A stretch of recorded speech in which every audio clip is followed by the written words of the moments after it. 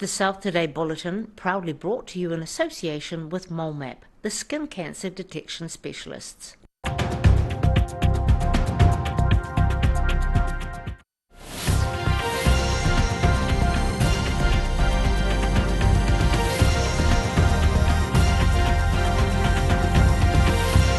Right, on the South Today, an Otago Business School lecturer wants to connect Christchurch and Dunedin with a student train service.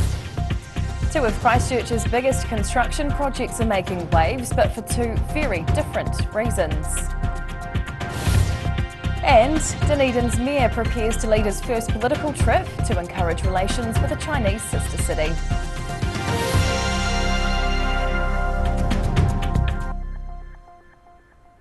Kia ora, good evening. I'm Hannah Wilkins. Otago University students could one day have a rail route option for travel between Dunedin and Christchurch if a recent proposal is adopted. A senior business lecturer at the university is working on getting the idea on track with the goal of helping cut the city's emissions. Dr. Duncan Connors has some big plans on his mind for the Dunedin railway station. The Otago University senior business lecturer wants to see a new option offered for students travelling from Christchurch with a special train service. The idea was discussed at a Dunedin City Council meeting this week, with the railway station considered as a lower emission transport option for incoming students. I think this is a great way for Dunedin to promote itself, for the university to reduce its carbon footprint, to get students to socialise. He says about 2,000 students come down from Christchurch to Dunedin at the start of each semester. He claims a lot of students would benefit from a train service, but even suggested the idea of mandating Otago students to use the train from Christchurch. Connor believes connecting the two cities could also open up other possibilities, transporting people for concerts, rugby matches and other events. We have an amazing infrastructure here. We have this world-class station. We have a line which is actually some of the best prepared line in New Zealand. A report noted support from the council around investigations into potential market demand and an operating model for a pilot train service. In Dunedin, the South Today. One person has died after a house fire that tore through a Dunedin home earlier this morning. Emergency services rushed to the scene of the fire on Highcliffe Road just before 9:30 on Tuesday morning. A heavy police presence along with multiple fire appliances and a crew from St John Ambulance were at the Andersons Bay home. Firefighters were seen rushing out of the building as smoke poured out of the house windows, with paramedics carrying one person into a waiting ambulance. The road was still closed early this afternoon, with parents of pupils at Andersons Bay School asked to avoid the area and collect their children from an alternative entrance. Police and fire investigators are still working to determine the cause of the blaze. Two of Christchurch's biggest construction projects are getting a lot of attention, but are at very different stages of completion. The new sports stadium is on track and under budget, but the city's recreation and sports centre has been further delayed and needs more money after a massive budget blowout. Construction of Canterbury's $683 million Te Kaha Stadium is continuing at full steam. Project Director Mark Noonan updated City Councillors this week at the Finance and Performance Committee meeting. He says Te Kaha remains on budget and is on schedule for its planned opening in mid-2026. The detailed design's almost completed, so they are progressively working through from the developed design. A major consent application has just been lodged for a fixed roof, which would be made of light transmitting material over both the stands and the pitch. It's believed the multi-use facility would be just the second fully roofed stadia in the world to feature a natural grass playing field after Dunedin's Forsyth Bar Stadium. And he told councillors the risk-sharing model, agreed with construction company Bessex Watpac, has worked out well. We thought we'd potentially have quite a bit of dewatering to be done. It wasn't as bad as we thought. Same with contamination, we shared that risk, and it's certainly better than we thought. So overall, we're very happy with where the risk is sitting against our projections. But there are more turbulent waters ahead for Christchurch's troubled Parakiore Recreation and Sports Centre after a massive budget blowout.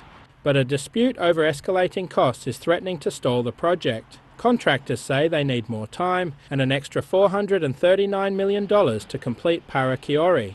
The giant centre is more than 70% complete, but residents may now have to wait until at least mid-2025 to get access to the new facilities.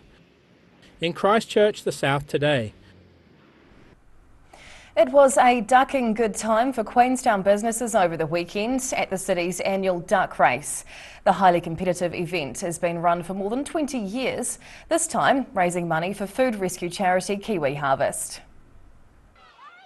It was an all-out race along Queenstown's Horn Creek as over 40 ducks floated their way to Wakatipu Lake for the annual Rotary Duck Race on Sunday afternoon. The hotly contested event is a staple in the resort town, with business owners from across the region sponsoring and decorating their own ducks for the race. This year's event raised around $9,000 for the food rescue charity Kiwi Harvest, which had its budget slashed earlier this year by the former government. The warm weather drew hundreds of passionate fans to the village green, and followed closely as the ducks floated their way to the finish line by the Queenstown Gardens. Very good, and it's greatly supported here by the public. Just lots of great sponsors, lots of great prizes which we'll be giving out shortly. Accounting firm Findex took home the Best Dressed Duck Award, with Queenstown Ice Arena ultimately winning the race, closely followed by Novatel's duck by just a few centimetres. In Queenstown, the South today. Dunedin Mayor Jules Radich is set to lead his first delegation to China, which the council says is in an effort to re-energise relationships disrupted by the COVID-19 pandemic. The mayoral delegation will also include representatives from Otago University, Te Pukenga Otago Polytech and Business South. The group are booked to fly to Dunedin's sister city, Shanghai, next month. Dunedin hosted the Vice Mayor of Shanghai and his delegation in July, and CEO of the DCC, Sandy Graham, travelled to China in August in preparation for next month's trip. A $200 million partnership between Silver Fern Farms and Shanghai Mailing and hosting international students were given as positive benefits of the partnership. Councillor Lee Vandervis was the only member to vote against the ratepayer-funded trip. He noted the report about Project China was sceptical about direct economic benefits from sister city relationships. All of these things don't speak so much to sister city value. To me, they speak basically to sister city rate-paid tourism. Councillor Vandervis claimed such visits came at a very certain economic cost, but returned very little certain economic benefit. However, his arguments against funding the delegation were punctuated by points of order. Mayor Radich stood by the value of the trip, which he believes had the potential to boost the city's exporting and education economy. In Dunedin, the South today. Whai still to come on the South today. Professional cyclists dust off the lycra in anticipation of this year's Tour de Southland road race.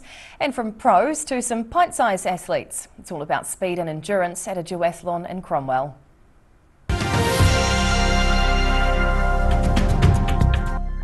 All new episodes of Put Some Colour in Your Life are now screening on Channel 39.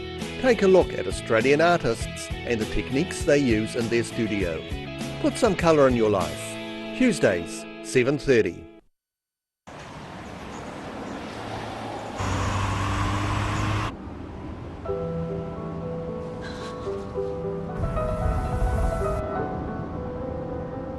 Such a sweet girl.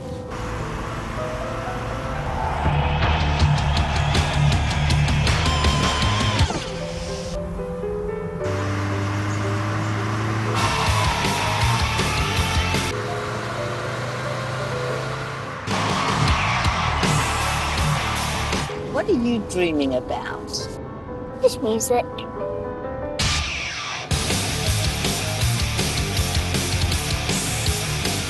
The Power of Dreams by Honda. If you're at risk of developing melanoma skin cancer, you owe it to yourself to have a mole map. Mole map is coming to your area.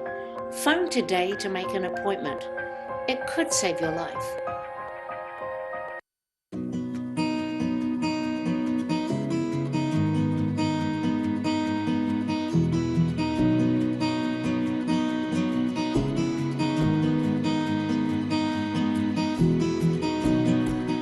A poorly maintained heat pump can lose up to 35% of its output. The Mr. Heat Pump Cleaner team are experts. Their specially developed chemical wash is totally biodegradable. Call Mr. Heat Pump Cleaner and get the job done by the professionals. Here at Age Concern Otago, we offer a range of services to support Otago seniors to age well with dignity and independence. We provide social work support, visiting service, health promotion and social activities. Check out what we have on offer at ageconcernotago.com.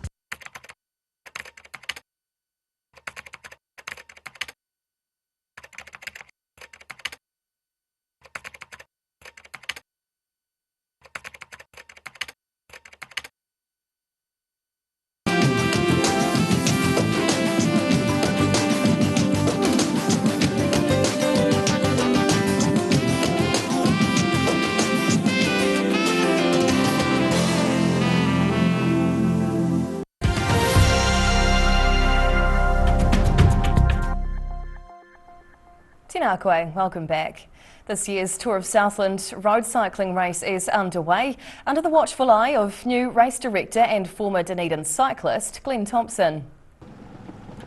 After the opening time trial and street race events on Sunday, the cyclists hit the road on Monday in Invercargill. 114 riders are competing in this year's race across 19 different teams with a lot of enthusiasm as the cyclists rode north in their colourful team kits.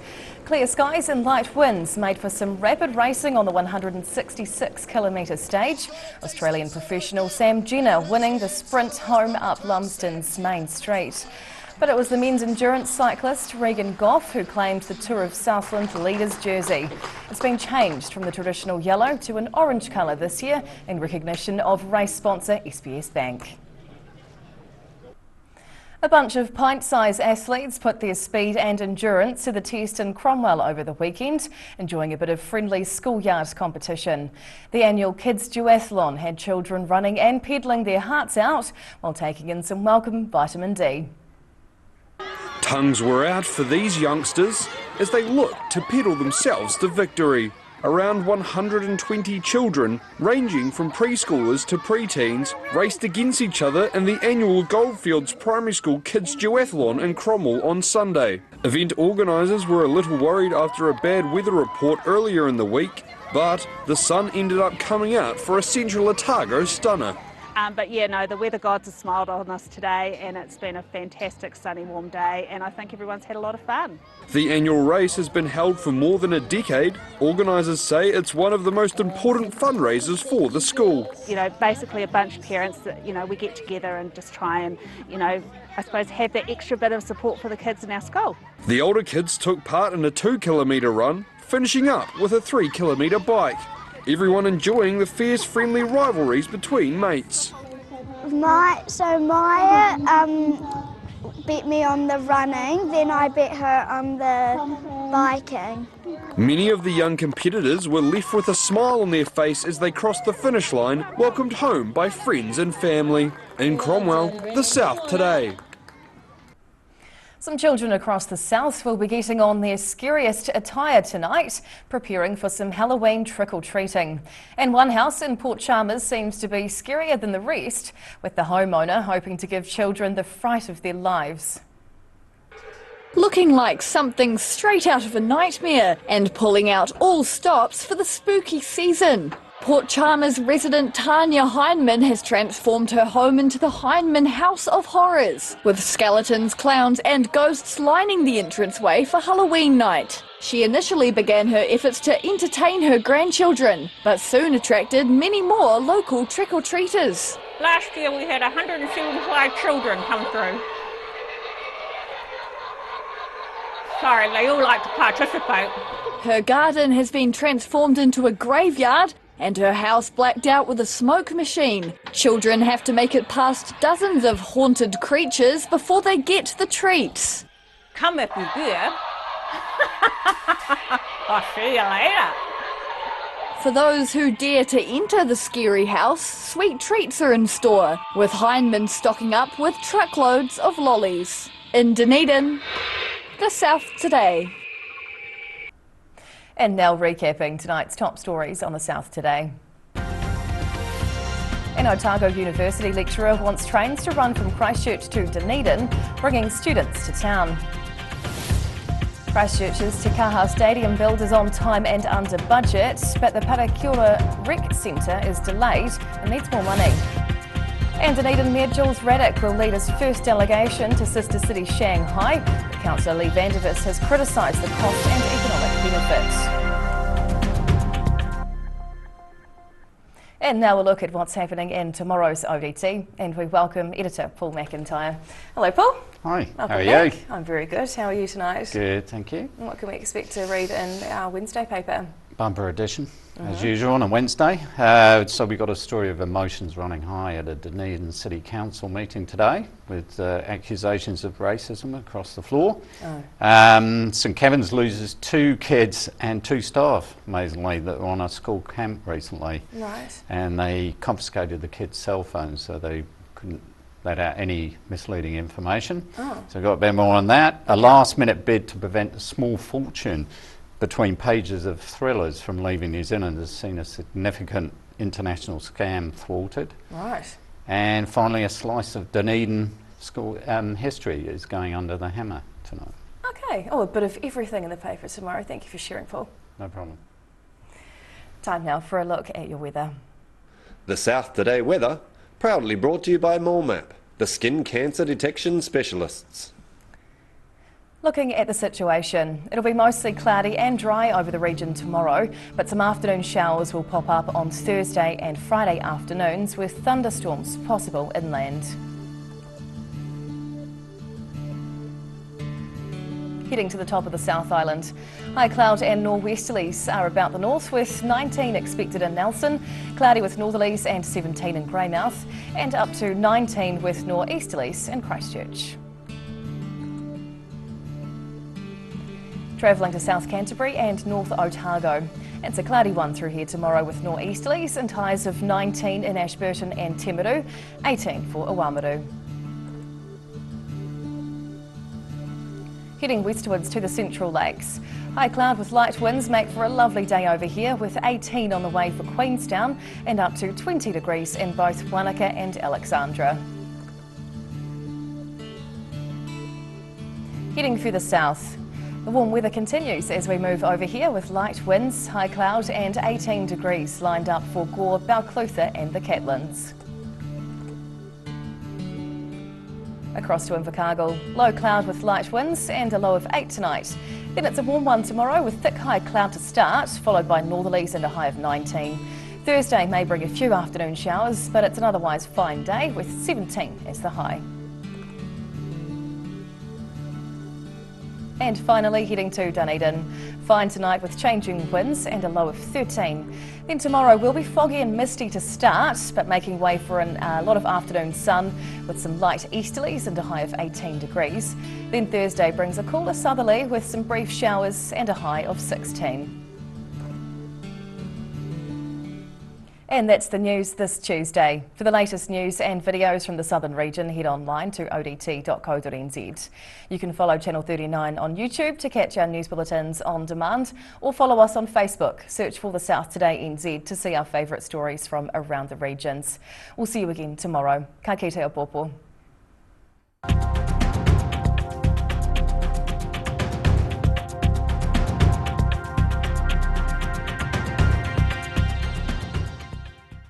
Public interest journalism funded through New Zealand On Air. The South Today Bulletin, proudly brought to you in association with MoleMap, the skin cancer detection specialists.